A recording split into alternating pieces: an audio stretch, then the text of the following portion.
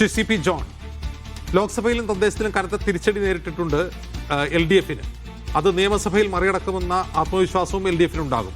ആ LDF-ന്റെ ആത്മവിശ്വാസം എന്തിന്റെ അടിസ്ഥാനത്തിലാണെന്നാണ് നിങ്ങൾ കരുതുന്നത്? UDF-നെ സംബന്ധിച്ചിടത്തോളം ആത്മവിശ്വാസം വളരെ അധികമാണ്. കാരണം അതിന് കാരണങ്ങളുണ്ട്, അതിൽ കടന്നതല്ല.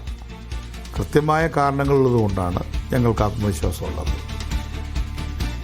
ഉപതെരഞ്ഞെടുപ്പുകളിൽ, പഞ്ചായത്ത് തെരഞ്ഞെടുപ്പിൽ, പാർലമെൻറ്റ് തെരഞ്ഞെടുപ്പിലെല്ലാം എവിടെയെല്ലാം ഞങ്ങൾ തെരഞ്ഞെടുപ്പിനെ നേരിട്ടിട്ടുണ്ടോ, അത് പ്രാദേശിക തലം മുതൽ പാർലമെൻറ്റ് വരെയുള്ള എല്ലാ മേഖലയിലും വിജയിച്ചുകൊണ്ട് ആത്മവിശ്വാസം പ്രസരിപ്പിക്കാൻ ഞങ്ങൾക്ക് സാധിച്ചിട്ടുണ്ട്. അതിൻ്റെ അർത്ഥം ഞങ്ങൾ ഉറങ്ങുന്ന മുയലുകളല്ല. നിശ്ചയമായും ഞങ്ങൾ ആത്മവിശ്വാസത്തോടുകൂടി, എന്നാൽ അതീവ സൂക്ഷ്മമായ ശ്രദ്ധയോടുകൂടി ഈ തെരഞ്ഞെടുപ്പിനെ നേരിടും, വിജയിക്കും. ശരി, സി പി ജോൺ, ഈ കോൺഗ്രസിലെ സ്ഥാനാർത്ഥി നിർണയം വൈകുകയാണ്. അതിൽ പ്രതിസന്ധികളുണ്ട്. നേതാക്കളുടെ പ്രതികരണത്തിൽ നിന്നാണ് അത് മനസ്സിലാവുന്നതാണ്. അത് UDF-ന്റെ പ്രതീക്ഷകളെ എത്രമാത്രം അപകടത്തിലാക്കും? ഞാൻ എൻ്റെ അനുഭവത്തിൽ ഏറ്റവും കുറഞ്ഞ തർക്കങ്ങളുള്ളൊരു സീറ്റ് ചർച്ച അല്ലെങ്കിൽ വിഭജനമായിട്ടാണ് എനിക്ക് തോന്നുന്നത്.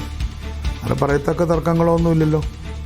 5 ex-MLA-മാർ പാർട്ടി വിട്ടത് LDF-ലല്ലേ ഇതിനകം.